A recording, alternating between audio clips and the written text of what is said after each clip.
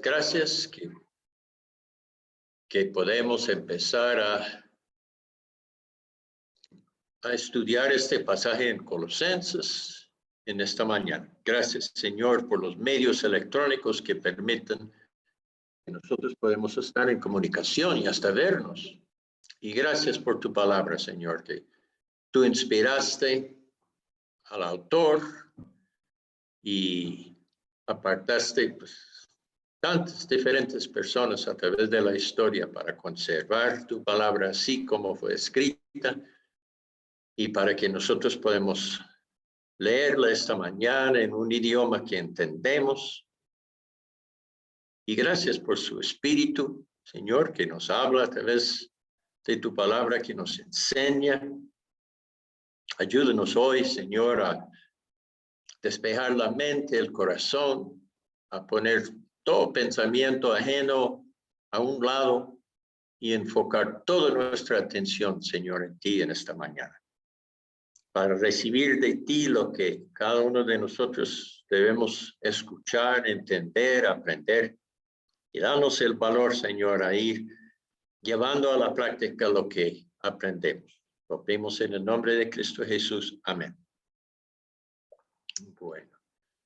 Entonces, como dijo Pablo, ropa nueva. Es posible que muchos de ustedes recibieron como una prenda, un par de zapatos, algo nuevo en esta temporada de Navidad. Puede que está esperando estrenarlo hasta el 1. Puede que ya estrenando el día de hoy. Pero siempre como una prenda nueva o un par de zapatos nuevos, la primera vez que uno lo pone, tiene como, no sé, uno se siente más elegante, algo. Hay algo así de estrenar una ropa. Y Pablo usa esa comparación para enseñarnos algo de nuestra vida espiritual, este pasaje en Colosenses. A veces cuando he enseñado este pasaje en persona, llego al atril vestido de ropa vieja, rota, ropa todo sucio, ropa de trabajo. En el transcurso de la lectura bíblica voy quitando la ropa vieja y debajo tengo ropa limpia y más apropiada para una predicación o un estudio bíblico. Y la idea es que esta ropa limpia es lo que cada uno de nosotros debemos tener puesto todos los días sobre nuestra alma, la ropa limpia espiritual, ¿no? Es inapropiado que el cristiano practique los comportamientos del viejo hombre. Si vamos a andar como es digno de nuestro Señor Jesucristo, debemos comportarnos como los escogidos de Dios, santos y amados, como dice este pasaje. En 1 de Juan 2:6 dice de esta forma: el que dice que permanece en él debe andar como él anduvo. Entonces, la carta de Colosenses es típico de muchas cartas de Pablo. Él tuvo la costumbre de abrir sus cartas con una oración que expresaba su propósito en escribir esa carta. Entonces, cuando estudian las cartas de Pablo, estudie con cuidado la oración al comienzo de la carta, porque eso le orientará por qué Pablo escribió la carta. Luego, aproximadamente la primera mitad de la mayoría de sus cartas enseñan principios teológicos que están relacionados con ese propósito. Y por lo general, la última mitad de sus cartas enseñan cómo los cristianos debemos comportarnos a la luz de los principios teológicos mencionados en la primera mitad de la carta. Y al fin, toda carta gira alrededor del propósito que Pablo expresó en su oración al principio de la carta. Entonces, al principio de Colosenses, en 1:10, Pablo ora así. Dice: para que andéis como es digno del Señor, agradándole en todo, llevando fruto en toda buena obra. Y según esto, parte de su propósito en escribir Colosenses es ayudarnos a nosotros a saber cómo debemos comportarnos en la vida diaria. Luego en Colosenses 1:15 a 2:15, Pablo nos enseña quién es el Señor y qué ha hecho para nosotros a través de su vida, su muerte y su resurrección. y comenzando en Colosenses 2:16 con la frase, por tanto, él empieza a enseñarnos cómo debemos actuar en el mundo debido a quién es el Señor Jesucristo. En esta sección práctica nos advierte contra dos peligros opuestos. Uno es el peligro de la religiosidad legalista y el otro es el peligro del libertinaje, ¿no? La religiosidad legalista consiste en pensar que por mis obras religiosas yo puedo ganar mi propia salvación. La Biblia nos enseña que eso es imposible y hasta una afrenta, un insulto al Señor Jesucristo, quien dio su vida para regalarnos la salvación. El libertinaje es lo opuesto a la religiosidad y es continuar en los comportamientos mundanos después de confesar a Cristo como mi Salvador.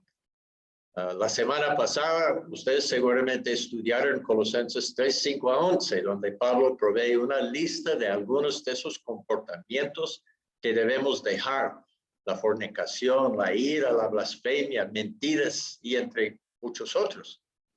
Y allá se refirió al proceso de dejar esos comportamientos como de quitar una ropa vieja y sucia. Y en el pasaje de hoy continúa con esta comparación diciendo en Colosenses 3:12, vestidos pues como escogidos de Dios, santos y amados, vestidos.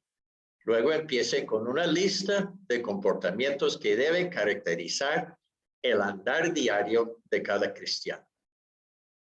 Seguimos leyendo Colosenses 3:12, entonces, para aprender qué clase de ropa debemos tener puesto para que podemos andar como es digno de nuestro Señor, como santos, como amados de Él. La primera prenda que menciona es entrañable misericordia. Entonces, la palabra traducida entrañable se refiere a las tripas, al sistema digestivo del ser humano. Y esto debido a que las emociones fuertes con frecuencia incluyen una sensación de remoción o incomodidad en el estómago. En los evangelios es frecuente que describen la misericordia y la compasión de Jesús con esta palabra. Entonces, la entrañable misericordia es una comparación o una compasión que nos afecta físicamente. Llevar esto a la práctica en el mundo en que vivimos es un tanto difícil. Por ejemplo, el otro día yo estaba sentado más de media hora en el Transmilenio y durante ese lapso escuché una serie de personas pidiendo ayuda. Todos hablaban de sus sufrimientos y los de sus familiares. Todos manifestaban que les daba pena tener que pedir. Frente a tal esquema de necesidades apremiantes es fácil simplemente cerrar la mente y la mano y decir, yo no puedo salvar el mundo, o es demasiado, no quiero pensar en esto. Pero leo aquí que la entrañable misericordia debe caracterizar mi vida. Debo sentir en mis entrañas el sufrimiento de estas personas.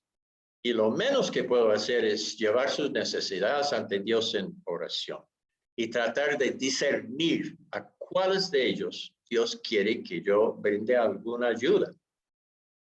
La segunda prenda es relacionada con la primera. La primera era entrañable misericordia. La segunda que menciona es benignidad.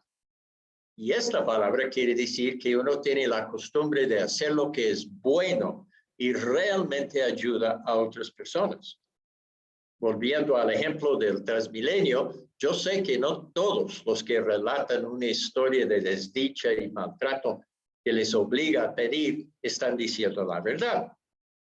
Hay personas que se dedican a pedir porque les va bien pidiendo y prefieren eso en lugar de trabajar. Hay otras personas que están enviciados a las drogas o al trago y usan el pedir para satisfacer sus adicciones. Lo que realmente conviene a esas personas es que no les ayudo, que no les doy dinero. Pero quien realmente sabe la verdad en cada caso es el Señor. Volvemos al mismo tema. Debo tener el corazón dispuesto a ayudar a otros, a buscar oportunidades para ayudar a otros. Pero debo depender de Dios para que Él me oriente cómo hacerlo, para que en verdad ayudo a las personas, los que en verdad necesitan ayuda, y para que niegue yo a ayudar a las personas quienes están pidiendo ayuda por motivos equivocados. Porque brindarles una ayuda monetaria, por ejemplo, en ese momento sería pues fomentar su pecado y hundirles más. Y de pronto la actitud de depender de otros en vez de proveer por sus propias necesidades con el trabajo. La tercera prenda que menciona acá es humildad. Ahora quiero aclarar un poco. No es humildad negar lo bueno en mí, sino la verdadera humildad es reconocer todo lo bueno viene de Dios. Por ejemplo, una persona, digamos, una persona que tiene una voz hermosa y puede cantar como profesional, pero que insiste que su voz es fea y su cantar horrible, no está mostrando humildad, está mintiendo. Y es posible que está tratando de que las otras personas la alaben por su voz y su cantar. Entonces, estos motivos no agradan a Dios. Eso no es la humildad. La verdadera humildad es reconocer que el que tiene una voz hermosa es por la gracia de Dios y la bondad de Dios que la tiene. Y darle a Él la gloria y la alabanza. La verdadera humildad es usar esa voz para alabar a Dios y bendecir a su pueblo, y no para engrandecerse a sí mismo, ¿sí? La cuarta prenda que menciona acá es mansedumbre. Y yo creo que hay un dicho que los santanderianos repiten con frecuencia, que sea manso pero no menso, ¿cierto? La palabra mansedumbre, esto quiere decir alguien que está consciente de las necesidades y los sentimientos de otras personas y que tiene la actitud de acomodarse a ellas. No es una persona que trata a los demás con dureza o en forma brusca. Escoge sus palabras con cuidado para no ofender a otros innecesariamente. La última palabra en la lista de prendas es semejante, es paciencia. Y esta palabra quiere decir mantener un estado emocional de calma frente a la provocación o frente a la desgracia sin quejarse o irritarse por la circunstancia. La paciencia es en verdad fruto de confiar en Dios, que Él está en control en cada situación, aun las situaciones que nos parecen muy malas. Si uno puede tener paciencia porque Dios tiene este momento, esta situación que estoy pasando en sus manos. Él está en control. Luego Colosenses 3:13 dice, soportándoos unos a otros y perdonándoos unos a otros, si alguno tuviere queja contra otro. De la manera que Cristo os perdonó, así también hacedlo vosotros. En la vida hay personas que nos caen mal. De igual manera, cada uno de nosotros caemos mal a algunas personas. La iglesia no es una excepción a esta regla. La Biblia no nos manda a ser amigos de esas personas quienes nos caen mal, sino nos manda a soportarlos, a aguantarlos, a tolerarlos, ¿sí? Y como vamos a ver en el siguiente versículo, nos manda a amarlos también. Si nos han ofendido, nos manda perdonarles, como Cristo nos perdonó. Debo agregar que esto también quiere decir que reconozcamos nuestras faltas y pedimos perdón por ellos, porque donde existe un conflicto entre hermanos es casi seguro que ambos tienen algún grado de responsabilidad por ese conflicto. Entonces, esta prenda exige que hagamos un esfuerzo especial para mantener la unidad en la iglesia, aun con las personas que nos caen mal. Y tal vez especialmente con las personas que son difíciles para nosotros, ¿sí? Entonces, Colosenses 3:14 dice, y sobre todas estas cosas vestidos de amor, que es el vínculo perfecto. El concepto mundano del amor no es el amor bíblico. Es casi lo opuesto. En el mundo, el amor es un sentimiento que tengo hacia una persona que satisface alguna necesidad que yo tengo. Cuando esa persona ya no me satisface más, digo, ya no lo amo más. El amor mundano por eso es egoísta. Se enfoca en mí mismo y en mis necesidades. En la Biblia, el amor es considerar el bien de la otra persona como más importante que mi propio bien. Se enfoca por completo en la otra persona y trata de responder ante las necesidades verdaderas del otro. A veces esta actitud de amor bíblico procura hacer cosas que agradan a la otra persona. Pero a veces esta actitud de amor bíblico puede que necesita que hacer cosas que no agrada a la otra persona, porque eso es lo que en verdad le conviene. Otra vez volvemos a la idea de la benignidad. La idea es hacer cosas que realmente convienen en verdad a la otra persona. Entonces, por ejemplo, el amor verdadero hacia mi hijo en años pasados me obligó en unas ocasiones a castigarlo, disciplinarlo o negarle alguna petición. Yo me acuerdo en una ocasión, él estaba en un colegio cristiano y la mayoría de sus amigos venían de familias pudientes de dinero. Nosotros no estábamos pobres, sufriendo, no teníamos comida o algo así, no, pero no teníamos así dinero en exceso en ese momento. Y él iba a graduar ese año y la clase iba a hacer su paseo de grado en Europa. Y valía, yo no me acuerdo cuántos miles de dólares ese paseo. Y no lo tenía. Y yo decía, esto es una buena oportunidad de enseñar a mi hijo algo. Y yo decía, pues si quiere ir, consigue trabajo y gana la plata. Él estaba involucrado en deporte en ese momento y era estación de béisbol en Estados Unidos. Entonces él estaba en el equipo de béisbol y para conseguir trabajo él tenía que dejar el equipo.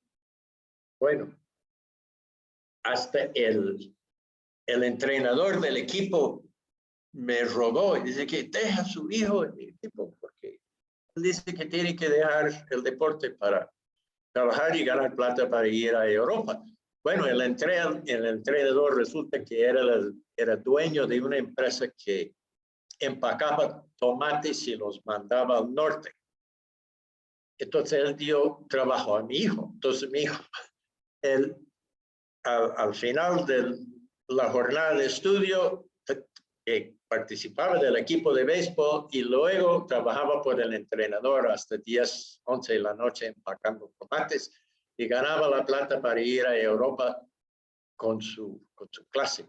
Pero como no tenía plata en exceso, el resto de su clase, mientras comía en los restaurantes famosos de Francia, él lo que hacía era llenar sus bolsillos de zanahorias, porque eso era la cosa más barata ya y comía zanahoria. Entonces, pero años después, él estaba resentido por ese trago que le puse, pero años después me daba gracias y me decía, yo aprendí el valor del dinero, el valor del trabajo y sentí en cierta forma orgulloso que yo era la única persona en toda esa clase que había ganado su propio pasaje y provisto por su propia comida durante ese tiempo. Entonces, el amor verdadero, pues sí, claro, pues yo hubiera preferido solo darle la plata, pero yo no pude. Y yo decía, el amor verdadero en ese momento de pronto era obligarlo a esa cosa. Entonces, la característica sobresaliente del amor bíblico es procurar el bien verdadero de la otra persona, aun si ese bien me causa perjuicio de pronto para mí. Cristo es el ejemplo perfecto de ese amor. Se dio a sí mismo para rescatarme a mí. No obtuvo ningún beneficio por su sacrificio en la cruz, pero su sacrificio obtuvo un bien incalculable para cada uno de nosotros. Este versículo dice que el amor entre hermanos es el vínculo perfecto. Un vínculo es algo que une dos cosas para que no se pueden separar. Entonces el amor es el pegante que hace que una iglesia llena de pecadores arrepentidos y transformados se permanece unida. Es lo que hace posible soportar al hermano que nos cae mal. Es lo que hace posible perdonar al que nos ofende. Es el motor que hace andar las prendas que mencionamos: misericordia, benignidad, humildad, mansedumbre, paciencia. El amor es infaltable. Bueno, a esta hora es probable que cada uno está preguntándose, pero ¿cómo llevar esto a la práctica? Es demasiado grande para mí. El libro de Colosenses aclara que la vida cristiana normal está descrita en estos versículos es posible solamente en el poder de Cristo. En Colosenses 2:10 dice, vosotros estáis completos en él. En Colosenses 2:11 dice, Cristo echó de nosotros el cuerpo pecaminoso carnal. Versículo 12 dice que somos sepultados con él y resucitados con él. El versículo 13 de capítulo 2 dice que nos dio juntamente con él vida. Y en Colosenses 3:3 dice que nuestra vida está escondida con Cristo en Dios. Es esa vida nueva en Cristo que se manifiesta en nosotros. Cuando nos vestimos de esta ropa nueva de misericordia, de benignidad, de humildad, de mansedumbre, de paciencia y sobre todo de amor. Es por el poder de Cristo en nosotros que podemos andar como es digno del Señor, como santos, escogidos y amados de Él. Entonces, volviendo al pasaje hoy, Colosenses 3:15 dice, y la paz de Dios gobierne en vuestros corazones, a la que asimismo fuisteis llamados en un solo cuerpo, y ser agradecidos. Este versículo enfatiza el hecho de que andar con Cristo produce paz. No produce angustia, no produce sentimiento de culpa, produce paz. En Gálatas 5:22, Pablo describe estas mismas cualidades como el fruto del Espíritu. Un árbol no se esfuerza para llevar fruto. El fruto es el resultado natural y normal de ser un árbol. De igual manera, la vida cristiana es el resultado natural y normal de estar unido a Cristo. La misericordia, la benignidad, la humildad, mansedumbre, paciencia, amor, juntamente con la paz y un corazón agradecido, son el resultado natural y normal de esa unión. Colosenses 3:16 dice, y la palabra de Cristo more en abundancia en vosotros, enseñándoos unos a otros en toda sabiduría, cantando con gracia en vuestros corazones al Señor, con salmos e himnos y cánticos espirituales. Cristo es el poder que hace posible la vida cristiana y es la palabra de Cristo, que es el alimento espiritual que fortalece y da crecimiento a nosotros. Las dos cosas unidas, el Señor Jesucristo, su poder, y la palabra de Cristo, que es pues la información, el alimento espiritual que nos fortalece, que nos da, como digo yo, la salud espiritual para poder andar con Cristo en esta vida. Este versículo dice que debemos ser tan empapados con la palabra que ella salte de nuestra boca en enseñanzas y alabanzas. Y yo he visto eso cuando dos o más cristianos se reúnen para cualquier motivo, puede ser una reunión de negocios o para tomar un tinto o para almorzar juntos o lo que fuera. Puede que por algún tiempo hablen de deporte o del tiempo o de cosas de su propia vida, pero tarde o temprano la conversación siempre vuelve al Señor, contando, pues digamos, una necesidad y que por favor ore por mí, o un testimonio como Dios me ayudó con tal o cual cosa en mi vida, o un versículo que ocurre debido a la conversación de cosas que estamos experimentando en el mundo. Pero cuando cristianos están conversando el uno al otro, siempre la conversación vuelve al Señor Jesucristo.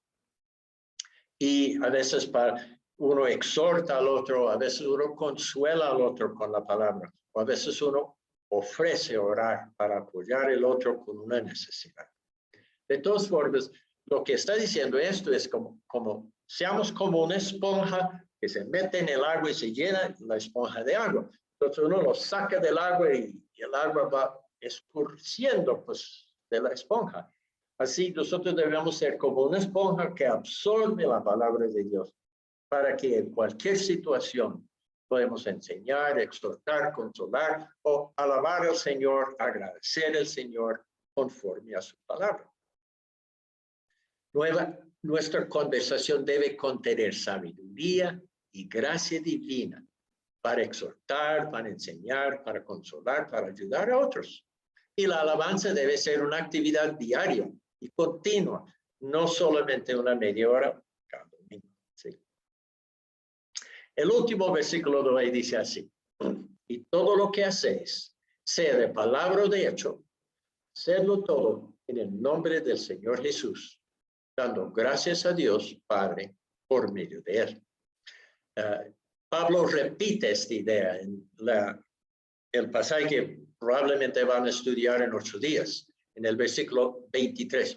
Pues tal vez 8 días, no, 15 días, porque dice que en 8 días no hay culto, ¿cierto? Versículo 23 dice casi textualmente el mismo de este versículo. Y esto lo que quiere decir es que estemos momento a momento conscientes de la presencia del Señor Jesucristo con nosotros. Él está observando cada acción, escuchando cada palabra que hablamos y está enterado de cada pensamiento y emoción. No se puede esconder de él nada, en absoluto. Entonces, mejor es vestirse de la ropa nueva y en el poder de Cristo y conforme a la verdad de su palabra, andar como es digno del Señor.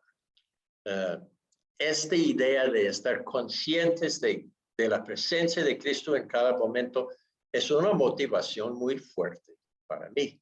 Sí, a veces, pues, tenemos la idea de no hacer nada que ofende o desagrada a la persona que está a nuestro lado. Pero cuando estamos solos, ¿sí? O cuando no hay nadie alrededor de nosotros que nos conoce, entonces quita ese freno. Pero si uno está realmente convencido de que Cristo está presente, cada momento, escuchando cada palabra y observando cada emoción y cada pensamiento, entonces es una fuerte motivación para andar con Él, estrenando cada día esa ropa nueva de la nueva vida en Cristo. Y debemos estar orando día a día, pues, y pidiendo a Dios que Él nos da la capacidad de vivir nuestras vidas, enfrentar las circunstancias cada día en el poder de Él y de una manera que le agrada a Él. Yo siempre oro casi todos los días, me acuerdo a orar por mí mismo y por todos los miembros de mi familia inmediata, que en ese día podemos, cada uno de nosotros, tener alguna experiencia que nos acuerda de la presencia de Cristo en nuestras vidas, que nos ayuda a conocerle un tanto mejor y que podemos llevar nuestras vidas a cabo en ese día, durante todo ese día, en una manera que te agrada. Entonces oremos juntos ahora de esa manera. Y yo pues, le animo a orar así por usted mismo y por los miembros de su familia. Señor Jesús, damos gracias por regalarnos ropa nueva para estrenar. Señor, no tenemos que ya seguir andando como anduvimos antes de conocerte a ti, sino que podemos andar en estas cualidades y cuantos más que tu palabra menciona, que son características de ti, de tu Padre y de nuestro Padre. Señor, cuando te recibimos como Señor y Salvador, tú nos hiciste nacer de nuevo, así dice la Biblia. Y así como miembros de una nueva familia, heredamos características de nuestro papá, la santidad, el amor, la misericordia, la benignidad. Podemos depender de nuestro Padre Dios por la sabiduría y el poder para andar en la vida. Podemos manifestar tu sabiduría y tus características en nuestro hablar, en nuestra manera de interactuar con otras personas. Y cuando en la privacidad y lo secreto de nuestro corazón, donde nadie más observa, tú estás observando, Señor. Y tú puedes sanar nuestros corazones de frustración, de ira, de enojo, de desgracia, de desdicha, Señor. Y llenarnos de tu gozo, de tu paciencia, Señor. Y de tu tranquilidad y paz. Y te damos gracias, Señor, por esto. En esta temporada de Navidad, cuando todo el mundo da regalos y recibe regalos, Señor, recibimos con agrado este regalo de ropa nueva y queremos estrenarlo delante de ti, Señor, todos los días. Ayúdanos, por favor, en nuestras debilidades y danos la fuerza y la voluntad de llevar a la práctica lo que dice esta tu palabra que hemos leído hoy. Lo pedimos en el nombre de Cristo Jesús. Amén.